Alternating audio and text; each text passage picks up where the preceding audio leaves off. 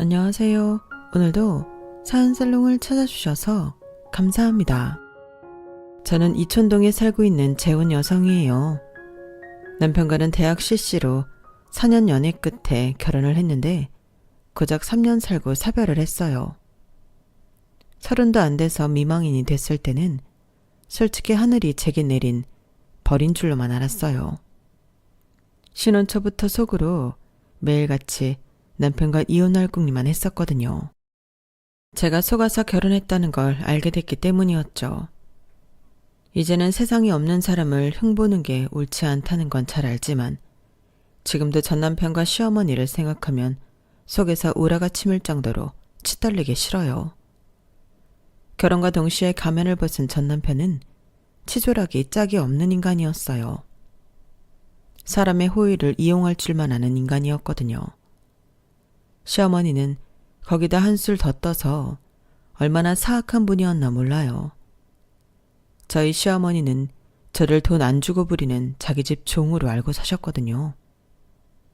도리는 지킬 줄 모르면서 자신의 권리만 주장하시는데 5분 이상 한자리에 앉아서 대화를 하기 힘들 정도였어요.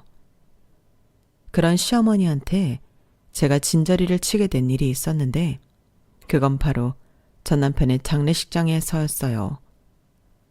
당신 아들이 살아있을 때도 그러시더니 어쩌면 자기 자식 장례를 치르는 날까지도 돈 가지고 그 난리를 치시던지. 정말이지 지금 생각해도 진저리가 쳐진다니까요. 그런데 인생이 참 재미있는 게 사별하고 7년 만에 복수의 기회가 찾아왔지 뭡니까. 그래서 묵은 복수를 한 방에 해버리고 속 시원하게 사연을 적어 보내고 있답니다. 저는 어린 시절을 부유하게 보냈어요. 세상 부러울 것 없이 원하는 건 다 가질 수 있었거든요. 제게 없는 거라고는 딱 하나, 부모님이었어요. 제 돌을 앞두고 부모님은 저를 친가에 맡기고 모처럼 영화를 보러 극장에 가셨는데 집으로 돌아오는 길에 교통사고가 나서 두 분이 함께 세상을 떠나셨어요. 그래서 저는 부모님에 대한 기억이 없어요. 부모님을 사진을 통해 수도 없이 보고 자랐지만 함께 있던 기억이 없어서 그런지 제게는 부모님에 대한 애틋함이 없어요. 아빠 목소리가 어땠는지, 엄마 웃음소리는 어땠는지, 남들한테는 사소한 모든 것들이 제게는 경험해보지 못한 것들이라서 현실감이 없거든요. 차라리 TV를 통해 자주 보는 연예인들이 더 가깝게 느껴질 정도였어요. 그러다 중학교에 들어가던 해 미국에 살고 있는 아빠 친구분이 집에 찾아오셨었는데 그때 그분을 통해 처음으로 저희 부모님 목소리를 들을 수 있었어요.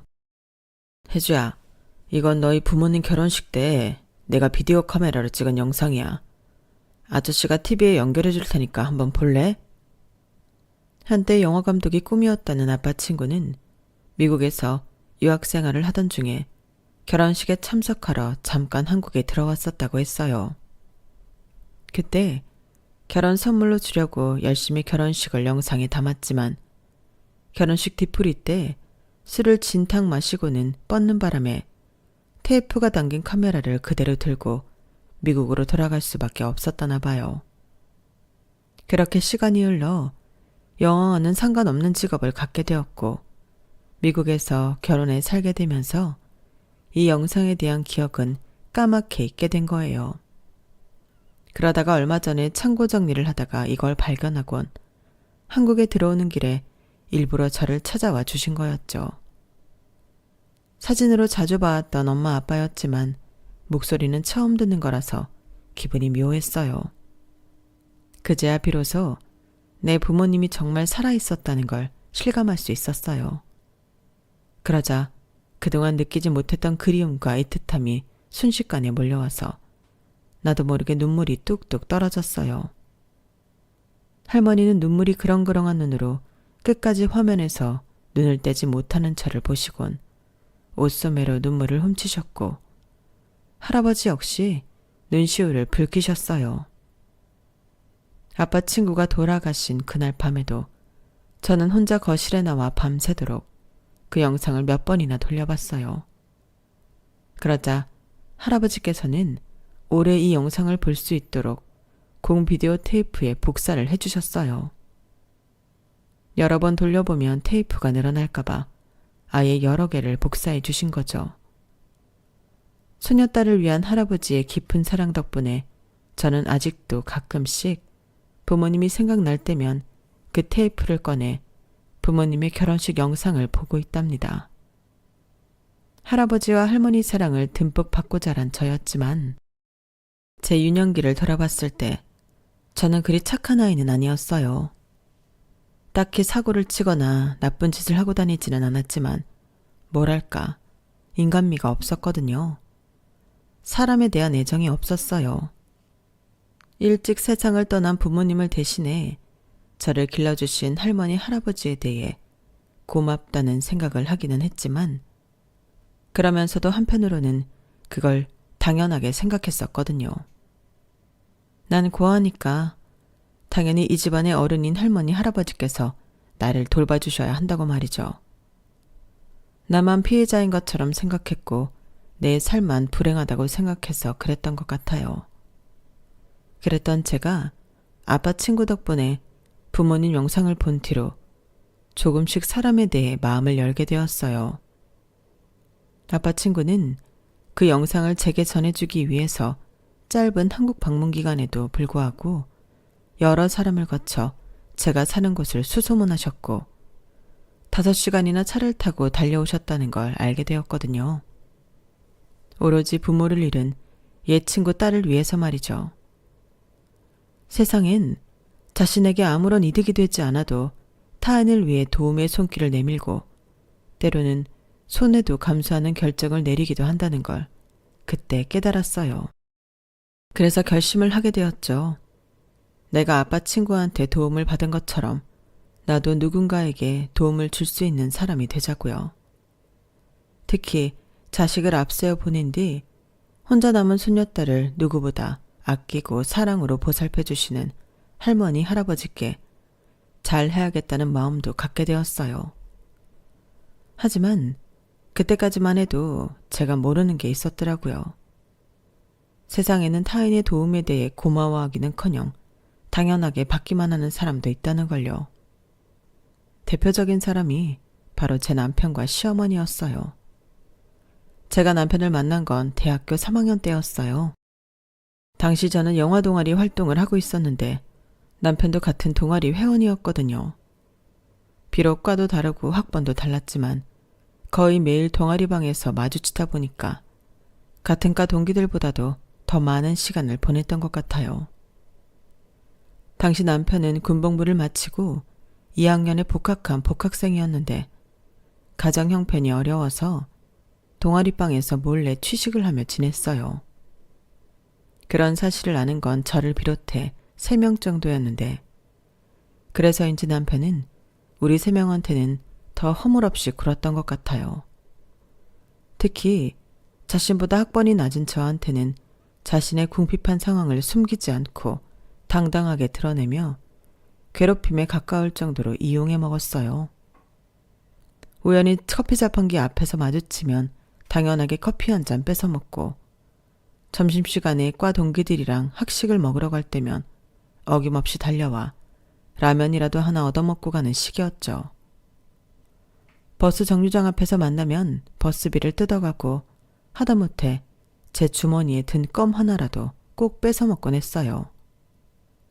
다른 사람들한테는 이 정도로 집요하게 뜯어먹지 않는 것 같은데 저한테만 유독 그랬어요. 하다 이제는 이런 요구까지 하게 이르렀죠. 혜주야, 너희 집 김치 맛이냐? 밤에 라면 끓여 먹을 때 김치가 없어서 죽을 맛이다. 남는 김치 있으면 좀 싸와라. 밑반찬도 덤으로 가져오면 더 좋고. 김치는 있는데요. 그거 들고 버스 타면 냄새 엄청 날 텐데 어떻게 가져와요? 김치야 냄새 나는 게 당연한 건데 그런다고 버스 타고 못 가져와? 그럼 내가 직접 가서 들고 오지 뭐. 오늘은 내가 가해가 있어서 안 되고 내일 나랑 같이 너희 집에 가자. 내일 4시까지 동방으로 와. 네? 저 내일 강의 없는데요. 강의 없으면 동방에서 놀고 있어. 시간 남으면 동방 청소도 좀 해주고. 김치 얻어먹겠다는 사람이 강의도 없는 저를 불러 동아리방 청소까지 지킬 정도로 남편은 뻔뻔한 사람이었어요. 사실 그래서 저는 남편을 좋게 생각하지 않았어요. 동아리 활동할 때 돈을 내야 하는 순간엔 쏙 빠지거나 자신은 가난한 고학생이라고 어필을 해서 빠지게 있으면서도 동방에서 짜장면을 시켜 먹거나 근방에서 술을 마실 때면 제일 먼저 달려와 한자리를 차지하고 있는 모습이 너무 얄미웠거든요. 아무리 형편이 어렵다고는 해도 어떻게 말하고 행동하는지에 따라 동정심이 생기기도 하고 아니기도 한 건데 남편한테는 이상하게 동정심이 안 생기더라고요. 아마도 뻔뻔함이 지나쳐서 그랬던 것 같아요.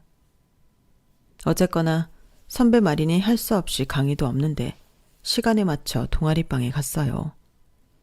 가보니 남편은 아직 강의가 안 끝났는지 동방엔 아무도 없더라고요. 그래서 자판기 커피나 한 잔 마시려고 복도로 나왔는데 남편 목소리가 들리더라고요. 둘러보니 화장실 앞에서 청소하시는 아주머니를 도와 쓰레기 옮기고 있더군요. 치, 나한테는 동방 청소까지 하라고 그러더니 자기는 웬 오지랖이래? 어이가 없어서 나도 모르게 입 밖으로 생각이 툭 튀어나와 버렸어요. 그런데 가만히 보니까 청소하시는 아주머니가 한쪽 팔에 깁스를 하고 계신 게 보이는 거예요. 아주머니는 연신 미안해서 어쩌라는 말을 하시며 어쩔 줄 몰라 하시는데 남편은 넉살 좋게 웃어가며 일을 해대더라고요. 이모님, 자꾸 뭐가 그렇게 미안하다고 그래요? 사람이 살다 보면 도움을 받기도 하고 도움을 주기도 하는 거지. 그게 사람 사는 세상 아니겠습니까? 아, 그런데 어쩌죠? 제가 남자 화장실 쓰레기는 다 옮겼는데 여자 화장실은 들어갈 수가 없잖아요. 이걸 어쩌지? 남편은 곤란한 표정으로 주변을 살피다가 저랑 눈이 딱 마주쳤어요. 그리고는 얼굴에 화색이 돌더니 저를 부르더라고요. 나혜주. 야, 너 잘 만났다. 너 이리 와봐.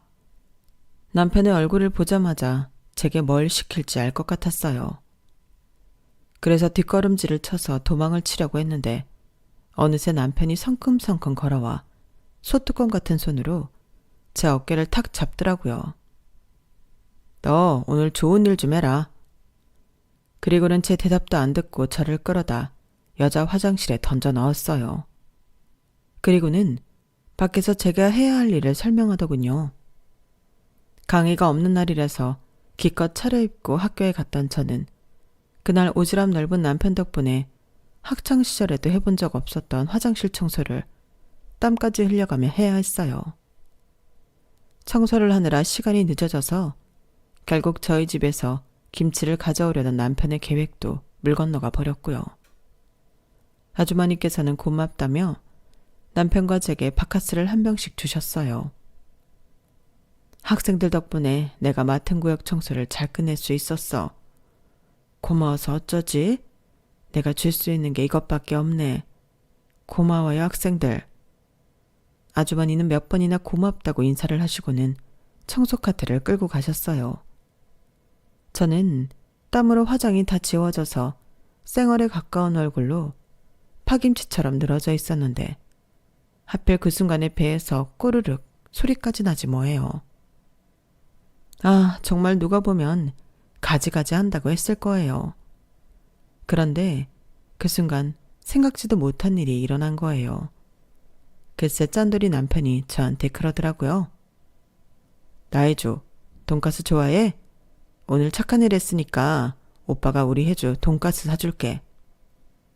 평소 꾸질꾸질하고 뻔뻔하고 염치 없는 줄만 알았던 남편이 저더러 돈가스를 사달라는 게 아니라 사주겠다는 말을 하자 저도 모르게 이게 꿈인가 생신가 싶더라고요. 말은 사준다고 해놓고 정작 돈가스를 먹고 나올 때 지갑을 놓고 왔다거나 잔돈이 없다거나 하면서 기어이 내 지갑을 털어먹는 게 아닐까 의심을 하면서 먹느라 돈가스가 입으로 들어가는지 코로 들어가는지 모를 정도였어요. 그런데 다 먹고 나니까 정말 남편이 카운터로 가서 2인분 가격을 지불하지 뭐예요. 너무 놀라서 이 사람이 미쳤나 하는 생각까지 했다니까요. 그런데 그게 끝이 아니었어요. 저를 버스 정류장까지 데려다 주고는 1,000원짜리 한 장을 손에 쥐어 주지 뭐예요. 오늘 나 때문에 고생했는데 마음 같아선 택시 태워 보내주고 싶지만 내 사정이 그 정도는 아니거든. 버스비야. 남는 건 아이스크림 사 먹어. 사람이 죽을 때가 되면 변한다고 하잖아요. 그날 남편을 보면서 저는 그런 생각마저 들더라고요. 이 사람이 혹시 시한부 판정이라도 받은 건가 하고 말이죠. 그런데 그동안 미안했다. 내가 워낙 없이 살아서 돈 있는 놈들한테 무시를 당해서 그런가 부자들만 보면 배알이 꼬이고 삐딱선을 타게 되거든. 군 제대하고 반년을 죽어라 이래서 번 돈으로 겨우 복학을 할 수 있었어. 월급이 하루만 늦었어도 등록 날짜를 못 맞추는 거라서 얼마나 마음 졸였는지 몰라. 당일 받은 월급까지 탈탈 털어서 등록금 맞추고 나니까 하숙집 구할 돈도 안 남더라고. 반년을 벌었는데 말이야. 그렇게 힘겹게 돌아온 대학에서 첫 강의 날 교문 앞에서 널 봤어. 기사 딸린 차를 타고 내리더라. 얼굴엔 근심 하나 없이 세상 맑아 보이고 입고 있는 옷이며 가방도 꽤나 비싸 보이더라. 속으로 그랬지. 저런 애는 무슨 복을 타고 나서 저러고 사나. 솔직히 부러웠다. 그런데 그런 너를 동아리방에서 마주친 거야. 하숙집 구할 돈도 없어서 동방에서 도둑잠 자는 처지에 기사 딸린 차를 타고 학교에 다니는 너를 보니까 괜히 심통이 났어. 그래서 더 괴롭혔다. 차라리 네가 성격도 거지 같고 싸가지라도 없었으면 괴롭히면서도 자기 합리화를 했을 텐데 이건 참 순애도 너무 순한 거야. 이래서야 괴롭히면서도 내가 더 미안해지잖아. 오늘만 해도 그래. 선배 같지도 않은 게 김치 좀 달라 그런다고 강의도 없는 게 학교는 왜 오냐? 왔으면 김치나 주고 말 것이지. 하란다고 화장실 청소까지 하면 어쩌냐고. 그야 선배가 하라 그랬으니까 청소하시는 아줌마가 안 됐기도 하고. 그게 문제란 거야. 네가 왜 그딴 것까지 신경을 쓰냐고.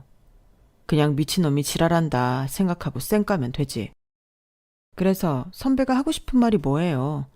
내가 선배 말 잘 들은 게 잘못했다는 거예요? 뭐예요? 아니 그게 아니라 고맙고 미안하다는 거지. 평소와는 달리 그날 남편의 모습은 사랑 고백하려는 여학생 앞에서 수줍음을 타는 남학생처럼 무척이나 귀여워 보였어요. 이런 사람이 그동안 저를 이유 없이 괴롭혔던 그 선배라는 게 믿어지지 않을 정도였죠. 그래서 말인데 앞으로는 조심해. 세상에 너처럼 착한 사람들만 사는 게 아니야. 어떻게든 너를 이용해 먹고 네가 가진 거 하나라도 더 뺏으려고 혈안이 된 인간들이 많다는 걸 기억하란 말이야. 선배처럼요? 그래, 나처럼. 남편은 그제야 피식 웃고는 커다란 손바닥으로 제 머리를 쓰다듬어 주었어요. 그 바람에 저는 온몸에 털이 삐죽 솟는 기분이 들었어요.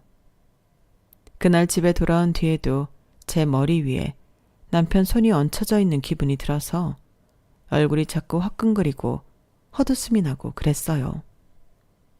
그게 남편의 의도된 행동이었는지 아니면 진심에서 우러나온 행동이었는지는 알 수 없지만 적어도 그날 이후 제가 남편을 이전과는 다른 눈으로 보게 됐다는 건 부정할 수 없겠네요. 남편은 약속대로 전처럼 저를 괴롭히지 않았어요. 커피 자판기 앞에서 만나도 제 손에 들린 커피를 낼름 집어가는 일도 없고 학생 식당에서 마주쳐도 밥 사달라는 말이 아니라 점심 맛있게 먹으라는 말을 하고 지나갔거든요. 이제야 비로소 모든 게 제대로 돌아온 거였지만 이상하게도 저는 이런 상황이 더 불편하고 싫더라고요. 차라리 내가 뽑은 커피를 당당하게 뺏어서 먹고 제 주머니를 뒤져 껌을 뺏어가고 학생 식당에서 라면 사달라고 조르던 그 남편이 그리울 정도였어요. 괜히 가만히 있는 사람 흔들어서 자기한테 시선이 가게 만들어 놓곤 이제 와서 없던 일로 하자는 식으로 저랑 거리를 두는 게 무척이나 야속했거든요. 여름방학 내내 남편 생각으로 머리가 복잡했던 저는 이렇게는 안 되겠다 싶어 개강하면 바로 남편한테 찾아가 따지라고 했어요. 어떻게든 관계를 확실히 하자고 하려고요. 그런데 개강날 동방에 가보니 남편 짐이 싹 치워지고 없지 뭐예요. 그래서 선배한테 혹시 남편이 하숙집에 들어갔냐고 물었더니 아, 명수 휴학했어. 어머님이 다치셔서 명수가 대신 과수원 일을 해야 한다나 봐. 아버지도 안 계신데 고등학교 다니는 동생도 둘이나 있으니 명수 그 자식 입장에선 나 몰라라 할 수 없잖아. 에휴, 방학 내내 땡볕에서 막노동 뛰면서 등록금 번다고 난리쳤는데 결국엔 그 돈 고스란히 어머니 병원비로 들어갔지 뭐. 다음 학기엔 제대로 복학할 수 있을는지도 모르겠다. 없는 살림엔 돈 나가는 구멍이 수시로 뚫리는 법이니까. 돈 많은 할아버지 밑에서 살면서 한 번도 돈 때문에 어려움을 겪어보지 못했던 저로서는 남편이 처한 상황을 100% 공감하기 힘들었지만 그래도 그 나이에 감당하기 힘든 일이라는 건 알 수 있었어요.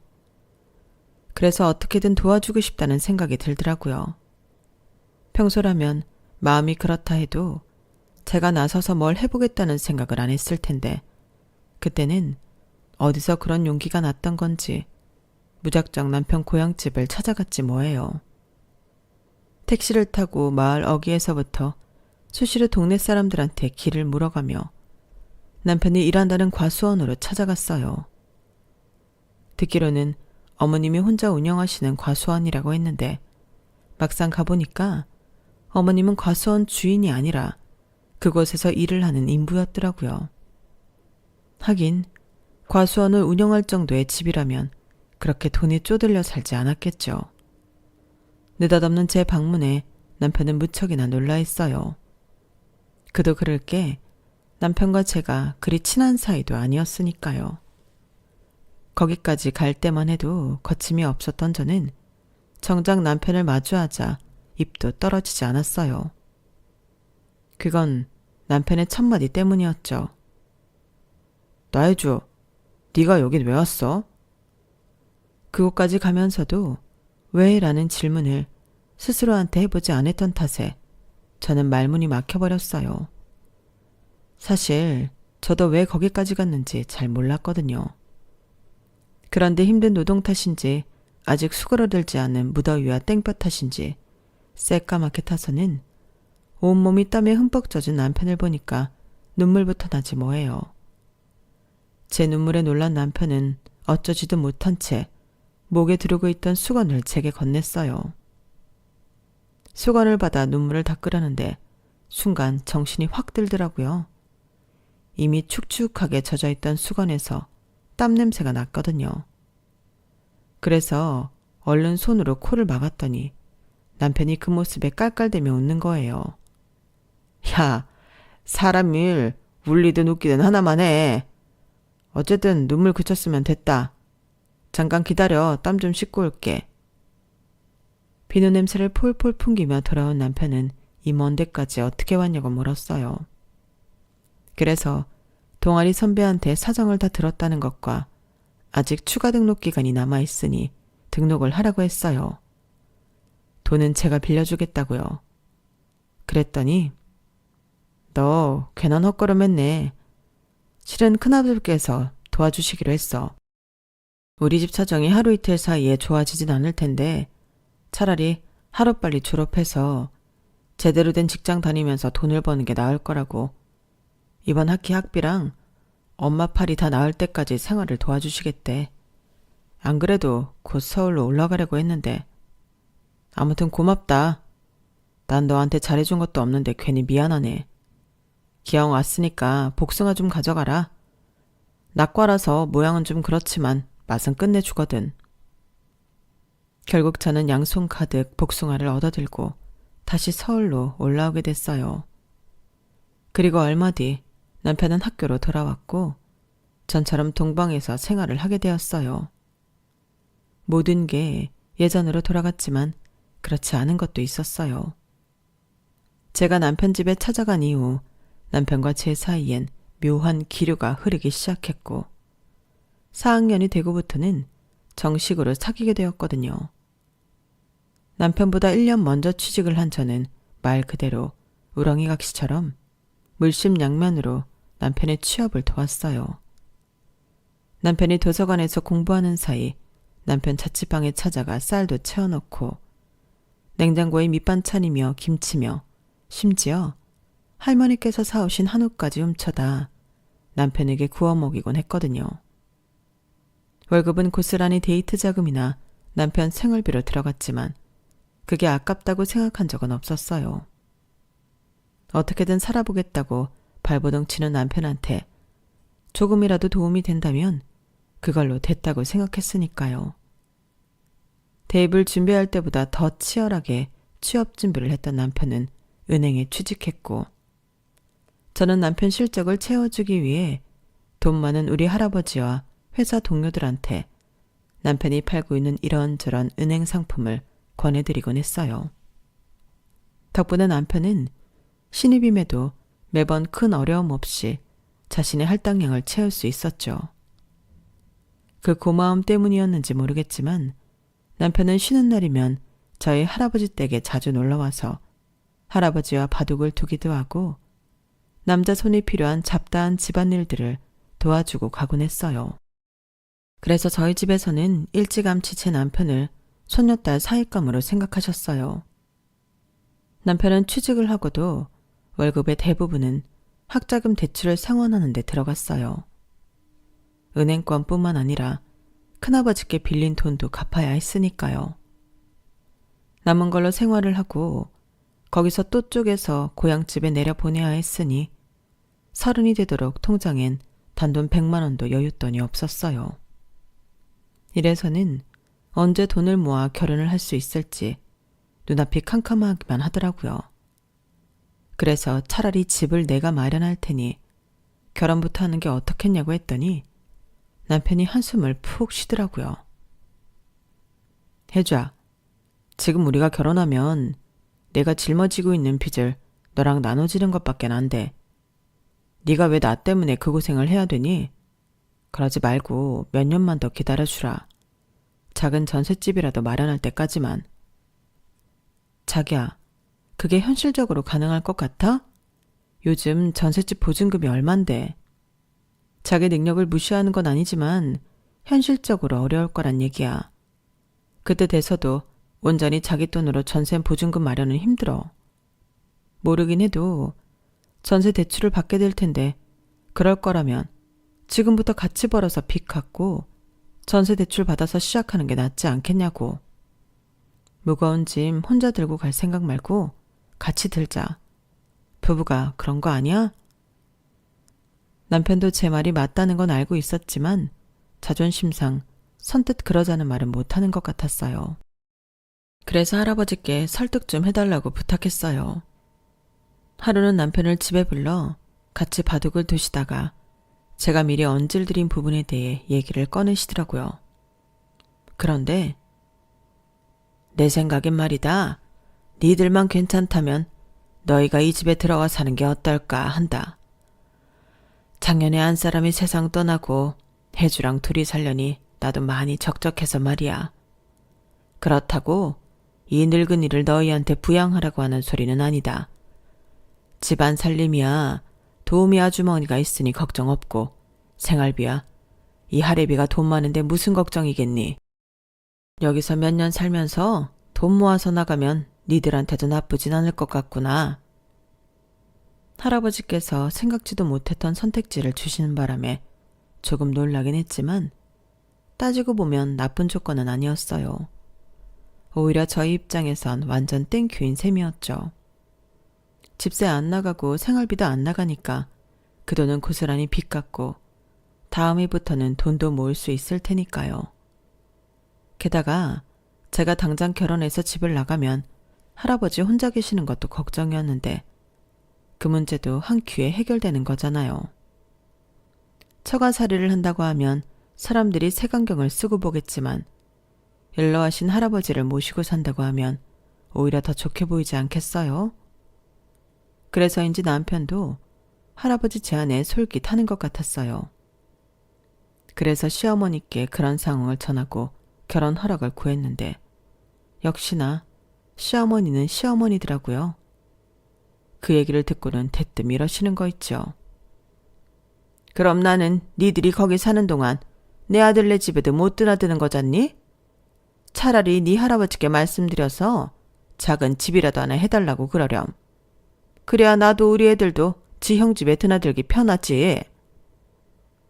엄마, 지금 그걸 말이라고 하세요? 제가 해야 할 도리를 못해서 할아버지께 도움받는 처진데 그것도 모자라서 집을 해달라고요? 전 그렇게는 못해요. 아니, 내가 못할 말했니? 결혼하면 어차피 한 가족인데 돈 있는 사람이 좀 더 쓰는 게 뭐가 그렇게 문제라는 거야? 나도 가진 것만 있다면 당장이라도 그렇게 해주겠다. 예, 네 생각은 어떠니? 어머님은 대뜸 제게 물으셨어요. 하지만 이건 제 뜻을 듣고 싶은 게 아니라 닥치고 내 말에 동의하라는 무언의 압력 같더라고요. 하지만 어머님 기분 맞춰드리느라 할아버지께 부담을 드릴 수는 없었어요. 저도 명수 씨랑 같은 생각이에요. 그리고 비록 할아버지 댁이지만 집이 워낙 커서 어머님이랑 명수 씨 동생들이 찾아와도 쉬다 가실 수 있을 거예요. 그리고 저희가 평생 할아버지 댁에 살 것도 아니고 집 구할 또 마련할 때까지만 신세를 지는 거니까 이번 일은 어머님께서 져주시면 안 될까요? 너 지금 니네 할아버지 집이 크다고 자랑하는 거니? 네 눈에는 돈도 없는 시어머니는 어른으로도 안 보이는 거야? 뭐? 져줘? 내가 왜 너한테 져줘야 하냐고. 애초에 네가 네 할아버지 모시고 살 생각으로 뒤에서 우리 명수 조종한 거 내가 모를 줄 아니? 결혼도 하기 전부터 어디서 잔머리를 굴려? 넌 내가 그렇게 웃어? 암튼 난 절대 반대니까 그런 줄 알아. 어머님은 절대 안 된다고 못을 박으셨어요. 남편과 저는 아무런 수확도 없이 다시 서울로 올라올 수밖에 없었죠. 이렇게 우리 결혼 얘기는 물 건너가나 했는데 며칠 뒤 남편한테 어머님이 허락하셨다는 연락이 온 거예요. 말로는 자기가 전화로 설득했다고 하더군요. 그때는 그냥 그런 줄로만 알았어요. 나중에서야 그게 돈 때문이었다는 걸 알게 되었지만요. 아무튼 양가 어른들의 허락이 떨어진 만큼 속전속결로 결혼 준비를 시작했어요. 서둘러 예식장을 잡고 제가 쓰던 방에 침대 정도만 바꾸고 시작한 신혼이라 돈이 든 것도 별로 없었어요. 그나마도 할아버지 지인분들이 많이 오신 덕에 축의금이 꽤 들어와서 그걸로 결혼 비용은 충당할 수 있었어요. 신혼여행 비용까지 모든 비용을 제하고도 오히려 돈이 남았으니 완전 남는 장사였죠. 그런데 신혼여행을 마치고 시댁에 인사를 갔더니 어머님이 대뜸 축의금 얘기를 꺼내시더라고요. 예, 그날 보니까 너희 쪽 손님이 꽤 들었더구나. 우리가 양보해서 서울에서 식을 올렸으니 망정이지. 너희가 대구까지 내려와야 했으면 그 돈 다 날아가는 거 아니었겠니? 그러니까 거기에 대한 일종의 보상금을 좀 줬으면 한다. 서울서 식을 올리는 바람에 우리 쪽 지인들이 많이들 못 갔으니 하는 소리 아니니. 많이는 안 바란다? 딱 3분의 1만 다오. 네? 아니 어머님, 그건 말이 안 되죠. 어디까지나 저희 할아버지 지인분들이 내신 돈인데 그걸 왜 어머님께 드려요? 그리고 서울까지 오시는 차편이랑 차에서 드실 밥이랑 간식까지 저희 쪽에서 다 챙겨드렸잖아요. 그 정도면 저희도 할 만큼은 했다고 생각해요. 솔직히 그날 안 오신 분들은 애초에 참석을 안 하시라고 했던 분들 아니겠어요? 그런데 그분들의 몫이 축의금까지 계산에 넣으시면 안 되죠. 게다가 신랑 쪽 식사 비용도 저희 할아버지께서 다 내주셨잖아요. 예, 그게 얼마나 한다고 그러니? 너는 돈 있는 집에서 자랐다는 애가 어쩜 그렇게 씀씀이가 작아? 그깟 몇백 가지고 생색낼 일이냐고? 어머님 목소리가 높아지자 피곤하다고 소파에 누워있던 남편이 볼멘 소리로 그러더군요. 혜주야, 그냥 남은 돈 엄마 드리자. 얼마나 한다고 돈 가지고 얼굴을 붉히고 그러냐? 순간 제가 잘못 들은 줄 알았어요. 평소 돈이라면 저보다 더 벌벌거리는 사람이 한두 푼도 아니고 2천만 원이 넘는 돈을 그냥 주라고요? 이 돈이면 자기 학자금 대출금도 갚을 수 있는데? 제가 진심이라는 듯 남편을 쳐다봤더니 한 번쯤은 져주기도 해야지. 어떻게 매번 이기려고만 들어? 엄마도 우리 할아버지 댁에서 사는 거 허락하셨잖아. 우리도 하나쯤은 져 드리자. 거기서 더 고집을 부리면 저만 돈독 오른 사람처럼 될 것 같아서 남편 말을 따르기로 했어요. 어차피 그 돈은 우리 계획에 없던 돈이기도 했으니까요. 남편 말대로 한번 져드린다고 크게 달라질 건 없다고 생각했어요. 그런데 그날 이후 제가 맡은 건 매번 지는 역할이라는 걸 알게 되었지 뭐예요. 애초에 남편이 어머님을 설득했던 것도 결론은 돈이었어요. 기왕 있는 집에 장가갔으면 한몫 제대로 챙겨야 하지 않겠냐. 그러기 위해서는 돈 지고 있는 할아버지 옆에 있는 게 제일 빠르고 확실한 방법이다. 남편이 어머님을 설득한 말이었어요. 그것도 모르고 저는 남편이 연로하신 할아버지 생각해서 모시고 살 생각을 하는 줄 알았으니 제가 참 바보 같았던 거죠. 결혼하고 몇 달간은 사실 회사 일로 정신없이 바빠서 다른 데에 신경 쓸 겨를이 없었어요. 그래도 다행인 건 집안일을 해주시는 도우미 아주머니 덕분에 집안일에서 해방이 됐다는 것과 제가 자란 집이기 때문에 익숙하고 편했다는 거였어요. 그래서 남편이 무슨 생각을 하는지 굳이 알아채려고 노력하지 않았는데 그러다가 한 번에 쾅 뒤통수를 맞게 됐어요. 아무래도 남편이 은행원이기 때문에 저희 부부의 월급 관리는 남편이 도맡아 하고 있었어요. 각자 버는 돈에서 자신이 쓸 용돈과 약간의 공동생활비를 제외하고는 남편이 우리한테 잘 맞는 예적금으로 돈을 모으고 있었거든요. 그래서 매달 아무 의심 없이 남편 계좌로 월급을 이체하곤 했어요. 그런데 하루는 남편이 저 몰래 시어머니와 통화하는 걸 듣게 된 거예요. 엄마, 그 돈 딱 일주일만 쓰고 줘야 돼. 해주고 알면 난리 난다고. 걔는 내가 지금까지 우리 월급 받은 거 잘 불리고 있는 줄 안단 말이야. 저번처럼 돈 못 갚는다고 그러면 내 선에서 처리할 방법이 없어. 꼭 약속 지켜야 돼. 안 그럼 나도 더는 안 빌려줘.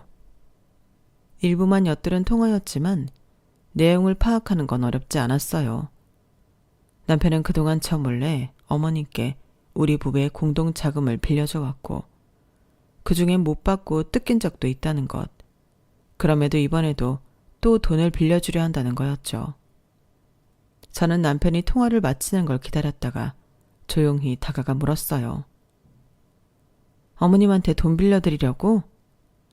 그러자 남편이 흠칫 놀라더군요. 그러다가 이내 평정심을 유지하곤 부탁 전화만 받았을 뿐 빌려줄 생각은 없다고 하지 뭐예요. 제가 다 들었는데 말이에요. 아무래도 남편을 믿을 수가 없어서 그동안 모은 돈 내역을 보자고 했어요. 그랬더니 남편이 자기를 못 믿는 거냐고 길길이 뛰기 시작하더라고요. 찔리니까 괜히 목청만 높이는 게 더 수상해서 집요하게 물었더니 결국엔 이실직고를 했어요. 그런데 현재 수중에 남아있는 돈이 얼마 안 되지 뭐예요. 지금까지 모은 돈의 대부분이 어머님께 빌려드린 이후 복구가 안 된 거예요. 한마디로 사라져버린 거죠. 출처는 다름 아닌 시댁이었어요. 과수원 일을 다니고 때때로 과일 판매까지 해야 해서 트럭이 필요했다는 거예요. 그래서 수동생 앞으로 트럭을 한 대 뽑아줬다고 하더군요. 아니, 그런 걸 왜 나한테 말 안 했어? 적어도 상의는 했어야지. 거기엔 내 월급도 들어가 있는 거잖아. 게다가 지난번에 빌려준 건 받지도 못했다며? 그런데 왜 또 빌려주는 건데? 저로서는 정당한 권리 행사였는데도 남편은 오히려 짜증을 내면서 삐딱하게 나오더라고요. 그러더니 결국엔 궤변을 늘어놓기 시작했어요. 자기야, 이성적으로 생각해봐. 엄마한테 빌려준 돈 제대로 받으려면 어떻게 해야겠어? 일단 돈을 벌 길을 열어줘야 이자든 원금이든 받아낼 거 아니야. 그래서 빌려준 거야. 이건 또 무슨 신박한 변명인 건지. 애초에 돈을 안 빌려줬으면 이런 일이 벌어지지 않았을 거 아니에요. 그래놓고 이제 와서 돈 받으려고 돈 더 빌려주겠다니. 그런데 진짜 문제는 돈을 빌려주고 말고가 아니었어요. 바로 어머님과 남편의 태도였죠. 이 모자는 어떻게 된 게 네 거 내 거에 구분이 없는 거예요. 연애를 4년이나 하고 결정한 결혼이었지만 남편의 이런 성향을 몰랐던 건 그동안 워낙 남편 형편이 어려웠던 탓에 제가 일방적으로 손해를 보는 구조였기 때문이었어요. 그러다 결혼하자마자 실상을 마주하게 된 거죠. 이 일로 결혼기간 내내 정말 많이 싸웠어요. 그러다 결국엔 자기 월급은 공동생활비를 제외하고는 각자 관리하기로 했어요. 하지만 그럼에도 불구하고 돈 문제는 곳곳에서 불거졌어요. 저희가 할아버지와 함께 살았잖아요. 그런데 주말이나 평일 저녁 때 외식을 나갈 때면 의뢰 남편은 할아버지가 계산할 때까지 단 한 번도 돈을 내지 않더라고요. 제가 먼저 달려가서 계산하지 않으면 끝까지 절대 돈을 안 내요. 그래서 그 문제로 뭐라고 했더니 이러는 거 있죠. 할아버지 돈 많으시잖아. 어차피 돌아가실 때 우리한테 주고 가실 텐데. 그러면 상속세 내야 하고. 그러니까 할아버지가 돌아가시기 전에 한 푼이라도 더 받아 쓰는 게 세금도 덜 내고 효도 아니겠어? 난 그렇게 생각하는데. 어쩜 이렇게 자기 좋을 대로 판단을 하는지 정말 입이 떡 벌어졌어요. 도대체 이런 사고방식은 누구한테 배운 건가 했더니 바로 시어머니였더라고요. 저희 할아버지께서는 남의 집 귀한 맏아들 처가살이 시키는 게 미안하다시며 시댁에 참 잘하셨거든요. 명절에 시댁에 갈 때면 한우 세트에 시어머니 옷과 가방, 거기에 시누이 시동생 용돈까지 저희 부부를 통해 보내셨어요. 그런데 매번 그걸 받으면서도 시어머니는 단 한 번도 고맙다는 소리를 안 하시는 거예요. 한 번은 저희 시댁과 한 동네 사시는 작은 할머니께서 찾아와 저희 부부가 바리바리 싸운 선물을 보시곤 한마디 하셨어요. 아유 세상에 이게 다 뭐야. 백화점을 옮겨다 놨네 그려. 아들 녀석 장가 잘 보낸 덕에 자네가 복이 터졌구만. 그러자 시어머니께서 뭐라고 하셨는지 아세요? 복은 무슨 돈 많은 늙은이가 돈 쓰는 재미 보려고 하는 일인걸요. 다 우리한테 할만하니까 보내는 거 아니겠어요?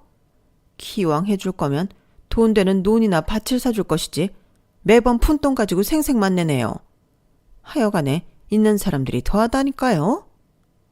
이러면서 꼭 마치 받을 거 덜 받은 사람처럼 행동하셨어요. 그런데 어머님의 이런 말들은 따지고 보면 죄다 틀린 말이었어요. 어머님은 저희 할아버지가 푼돈 가지고 생색만 낸다고 하셨지만 실상은 달랐거든요. 사실 저희 부부가 결혼하기 전까지 저희 시댁은 마을에서 유일하게 땅 한 평 가진 게 없는 집이었어요. 그러니 집성촌에 살면서 일가 친척들한테 늘 무시만 당하고 살아왔었죠. 그랬던 저희 시댁이 동네에서 목에 힘주고 살게 된 건 우리 부부가 결혼하고 1년도 안 돼서였어요. 그 전까지는 친인척들이 저희 시댁에 찾아오는 일도 없었거든요. 저희가 결혼하고 얼마 안 돼서부터 저희 시어머니는 툭 하면 저희 집에 전화를 하셨어요. 남편이나 저한테 하신 건 아니고 대부분은 저희 할아버지께 했던 전화였죠. 어머님이 어찌나 뻔뻔한 분이신지 남들은 대놓고 말하기 힘든 걸 너무도 쉽게 내뱉으셨어요. 이를테면 뭘 좀 해달라는 말들이었죠. 툭 하면 저희 할아버지께 죽는 소리를 하시며 땅 좀 사달라, 밭 좀 사달라 조르셨거든요. 저 좋으라고 이러는 거 아닙니다. 어차피 나중에 우리 며느리한테 주고 가실 재산 아닙니까? 기왕 주실 거 새로 가족이 된 저희 살 길도 열어주시면 남들 보기에도 좋고 얼마나 좋습니까? 저 집은 며느리 잘 들어와서 살림이 편해 할 테니까요. 할아버님, 돈 많으시잖아요. 이깟 땅 할아버님께는 푼돈 아닙니까? 손녀딸 생각해서 선심 좀 쓰세요. 처음 이런 전화를 받았을 때 저희 할아버지는 적잖이 놀라셨던 모양이에요. 저한테 정확한 내막은 말씀하시지 않으셨지만 지나가는 말로 너희 시어머니는 참 재미있는 사람이더구나 라고 하셨거든요. 지금껏 살아오시면서 그렇게 대놓고 뻔뻔한 사람은 처음이셨기에 그런 말씀을 하셨던 것 같아요.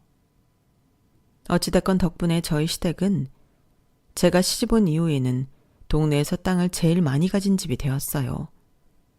그러니 한 동네 사는 친인척들이 문지방이 닳도록 저희 시댁에 드나들었고요. 시어머니는 참 약은 분이라서 저희 할아버지께서 땅이나 그 밖에 돈 되는 선물을 해주시자 저한테도 꽤 유하게 대하셨어요. 가령 명절에 할아버지 혼자 계시니까 본가에 내려오지 말라고 하신다거나 애는 언제 가질 거냐는 닥달을 잠시 멈추시거나 하는 걸로요. 돌려 말하면 자신이 가지고 싶은 게 있을 때면 앞서 말씀드린 것을 빌미 삼아 저희 할아버지께 흥정 아닌 흥정을 해왔다는 얘기예요. 그건 남편도 마찬가지였어요. 결혼 전에는 저희 할아버지한테 그렇게 잘하던 인간이 결혼 후에는 할아버지가 자신한테 도움을 주실 때만 여우같이 싹싹하게 굴었거든요. 남편과 살았던 3년 동안 한마디로 남편과 시어머니는 저희 할아버지 돈에 따라 잦은 데 도리를 했던 것 같아요. 그러다 할아버지께서 노환으로 몇 번이나 응급실에 실려가시는 상황이 발생했고 결국 요양병원에 들어가시게 되자 드디어 민낯을 드러내기 시작하더군요. 자기가 필요한 게 있을 때는 저희 할아버지께 늘 자신을 하나뿐인 손주 사유라고 떠들던 인간이 정작 할아버지가 요양병원에 들어가시고부터는 거들떠도 안 보더라고요. 호랑이 없는 잔치에 여우가 왕이라고 저희 할아버지 집에서 자기가 주인 행세하기 바빴거든요. 그때부터였어요. 시어머니와 시노인 시동생이 툭 하면 서울에 올라와 저희 집에서 살다시피 했던 건요. 하루는 할아버지가 계신 요양병원에 면회를 갔다가 돌아왔는데 남편과 시어머니가 거실에서 과일을 먹으며 그런 소리를 하더라고요. 일단은 영감이 죽기 전에 재산 목록부터 만들어놔. 그냥 네 앞으로 상속해주고 가면 딱 좋겠구만. 나중에 네 명의로 돌리려면 돈도 들고 골치 아프잖니. 그래도 그동안 시골에 네 앞으로 땅을 많이 사놔서 다행이지 뭐냐? 넌 엄마 잘 둔 줄이나 알아. 나나 되니까 발빠르게 네 몫부터 챙겨둔 거지. 다른 사람이었으면 그렇게 못했다? 하여간 엄마는 얼굴에 철판을 제대로 깔았다니까. 할아버지한테 땅 사달라는 말을 어떻게 그렇게 잘해? 엄마네 할아버지도 아닌데. 가끔은 내가 들어도 얼굴이 화끈거리더라니까. 내가 나 좋자고 그랬냐? 다 내 새끼들 주머니 채워주려고 그런 거지. 그래도 내가 그렇게 해둔 덕에 세금도 덜 내고 얼마나 좋니? 영감이 죽기 전에 이 집이랑 건물도 네 명의로 돌려놓으면 좋은데. 거기까지 들은 것도 충격이었는데 진짜 충격은 그 뒤였어요. 야, 근데 너 과수원 집 선영이랑 아직도 만나니? 걔 이혼하고 과수원 내려와 있는 거 보고 내가 아주 시겁했다니까. 그러다가 네 처가 명절에 집에 왔다가 니들 사이 눈치라도 채면 어쩌나 싶어서. 아, 그래서 엄마가 우리 보고 명절에 집에 내려오지 말라고 했던 거구나. 하여간 우리 엄마 눈치 하나는 빠르다니까. 나 선영이랑 잘해보려고. 할아버지 돌아가시면 1, 2년 안에 유산 정리해서 챙길 거 챙기고 혜주랑은 끝낼 생각이야. 애초에 선영이가 시집만 안 갔어도 얘랑은 사귈 생각도 없었는데 어쩌다 보니 결혼까지 한 거잖아. 선영이도 이혼 딱지 붙었으니까 선영이 아버지도 이젠 나 반대하지 않을 거 아니야. 이젠 우리 집도 예전처럼 자기들한테 꿀리는 처지도 아니고. 아, 이번 생엔 선영이랑 한번 살아보고 싶었는데 일이 되려는 이렇게 또 되네. 우리가 인연은 인연인가 봐. 이놈아, 네 처 앞에서는 절대 들키지 마. 그게 순딩이 같아도 바람난 남편 앞에선 어떻게 변할지 모르니까. 그날 모자의 대화를 몰래 듣지 않았다면 저는 지금쯤 할아버지 유산은 다 뺏긴 채 남편한테 버림받은 충격으로 폐인이 돼 있을지도 모르겠네요. 그런데 인생이 그렇게 나쁜 놈들 좋은 방향으로 흐르지는 않더라고요. 저희 할아버지보다도 제 남편이 먼저 황천길을 떠났거든요. 다른 것도 아니고 저 몰래 내연녀랑 드라이브를 가다가 마주 달려오던 덤프트럭에 치여 두 사람 모두 직사한 거예요. 남편 말대로 둘이 인연은 인연이었던가 봐요. 한날 1시에 죽었으니 말이에요. 이미 남편에 대한 배신감에 이혼 전문 변호사와 상담까지 마친 상태였던 저는 그게 앞서 생각지도 않는 결자해지 상황에 웃어야 할지 울어야 할지 행복한 고민에 빠졌지 뭐예요. 그런 저와는 달리 저희 시댁은 말 그대로 초상집 분위기였어요. 그동안 저희 할아버지를 통해 땅을 사들이기는 했지만 어디까지나 그 명의가 어머님이 아닌 제 남편 앞으로 되어 있었거든요. 그러니 시댁은 아주 난리가 난 거죠. 거기다 웃긴 건 남편과 남편 내연녀가 같은 장례식장 1호와 2호에서 동시에 상을 치렀는데 그러다 보니 동네 사람들 사이에서 둘 사이에 대한 얘기가 퍼지기 시작했다는 거예요. 가정에 있는 놈이 바람핀 게 잘못이라는 사람, 이혼녀 주제에 가정 있는 남자한테 꼬리친 여자가 잘못이라는 사람, 양갈래로 편이 나눠지면서 술자리에서 고성이 오갔고 그 바람에 종국에 가서는 양가 부모가 머리채를 잡고 개싸움까지 벌이고 말았어요. 이 사람들 눈에는 남편 잃은 며느리는 보이지도 않는 것 같았어요. 그러지 않고서야 어떻게 제 앞에서 남편의 내연녀에 대한 말을 스스럼 없이 꺼낼 수가 있대요. 그마저도 저는 크게 신경 쓰지 않았지만요. 그렇게 우여곡절 속에 장례가 끝이 났고 장지로 가는 날이었어요. 그런데 시어머니가 장례식장 정리도 하기 전에 저한테 그러시지 뭐예요. 야, 어떻게 된 게 네 남편 장례식인데 너희 집안 사람들은 코빼기도 안 보이니? 사람들이 어떻게 이럴 수가 있냐고. 어머님, 오히려 다행 아닐까요? 어머님 아들이 내연녀랑 한날 1시에 죽었다는데 그게 알려져서 좋을 게 뭐예요. 괜히 죽은 사람 욕만 더 먹게 하는 거죠. 그러니까 너무 서운해하지 마세요. 그 말에 시어머니도 더는 따지지 못했어요. 그건 그렇고 장례기간 내내 온 손님들은 죄다 내 아들 손님이니까 정산해서 여기로 보내라. 내 계좌번호다. 바로 입금해 드릴게요.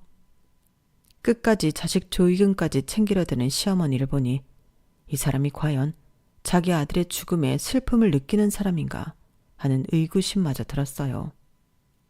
그래서 저는 그 자리에서 바로 어머님께 입금을 해드렸어요. 순간 어머님 휴대폰으로 입금 내역이 떴고 그걸 확인한 시어머니가 개거품을 물고 난리를 쳐댔어요. 너 이게 뭐하는 짓이냐? 조의금 보내랬더니 1원을 보내? 너 지금 나랑 장난하는 거냐? 어머님, 그 정도면 제가 후하게 쳐드린 거예요. 이체는 마이너스가 안 돼서 그나마 1원이나 드렸으니까요. 그러니 그건 어머님 아들 저승길 노잣돈이라고 생각하세요. 아, 그리고 저 서류 정리되는 대로 시골 땅 다 팔 겁니다. 그러니까 논이고 밭에서 난 것들 중에 챙기실 거 있으면 얼른 챙기세요. 나중에 시간이 없었네 어쩌네 핑계대지 마시고요. 그리고 미리 말씀드리는데 그 이 사망보험금 말이에요. 혹시라도 거기서 얼마 떼어줄까 기대하고 계신다면 일찌감치 꿈 깨세요. 제가 장례기간 내내 계산기를 때려보니까 그동안 그의 대학 등록금부터 자취방 월세, 학원비를 비롯해 심지어 자동차 면허학원 수강료까지 제 주머니에서 나간 돈이 엄청나더라고요. 그의 사망보험금에서 그것들 제하고 나니까 치킨값밖에 안 남네요. 그러니 어쩌겠어요. 그걸로 계산은 퉁치는 수밖에. 어머님 보시기에 제가 맹한 구석에 있어서 내 거 못 챙기는 것처럼 보이시겠지만 어머님, 왜 그런 말이 있잖아요. 있는 사람이 더 무섭다고. 네, 맞아요. 전요, 무슨 수를 써서라도 그간 그이랑 시댁에 들어간 우리 집 돈 다 돌려받을 거예요. 혹시나 소송을 생각하신다면 하세요. 전요, 변호사 수임료가 얼마가 들든 그건 상관없어요. 은혜를 원수로 하는 배은망덕한 인간들을 응징할 수만 있다면 얼마가 들든 끝까지 갈 생각이니까요. 그러니까 잘 생각해 보시고 덤비세요. 그럼 다시 볼 일 없길 빕니다. 뭐? 야 이년아, 돈 내놔라, 내 돈. 아니, 내 아들 목숨값 내놔 이년아. 너 내가 니년한테 순순히 다 뺏길 줄 아냐? 어림도 없어. 변호사? 그거 나도 선임하면 그만이야. 우리 집안이 널리고 널린 게 변호사라고. 사실 어머님 말씀은 사실이었어요. 집성촌 내에 변호사나 판검사 자식을 둔 집이 한둘은 있었으니까요. 하지만 이미 끈떨어지고 논도 밭도 다 뺏길 판인 집에 누가 도움을 주겠어요? 어림도 없죠. 돈이 없을 땐 어떻게 살아도 있다가 없어지면 살기 힘들잖아요. 결국엔 시어머니와 자식들은 고향을 떠났다는 소식이 들리더군요. 이렇게 남편의 장례를 끝으로 시댁과는 연을 끊었어요. 그리고 4년이 지난 지금 저는 새로운 인연을 만나 재혼을 했답니다. 할아버지가 계신 요양병원에서 만나게 된 사람이었어요. 남편은 사남매 중 늦둥이로 연로하신 어머님 면회를 왔다가 저랑 자주 마주치게 되었어요. 이혼 경력이 있는 것도 저랑 비슷하고 대화도 잘 통해서 호감이 가던 사람이었는데 자주 보다 보니 결혼까지 이어지게 되었어요. 둘 다 한 번의 실패를 경험한 터라 이번 인연은 어떻게든 잘 지켜나가려고 노력 중입니다. 실패는 성공의 어머니란 말처럼 말이죠. 지금까지 제 사연을 들어주셔서 감사합니다. 좋은 인연들과 하루하루 행복하시길 바랍니다. 여러분, 사연 댓글에 응원과 현명한 조언 부탁드려요. 좋아요와 구독은 저에게 큰 힘이 됩니다. 오늘도 좋은 일 가득하세요.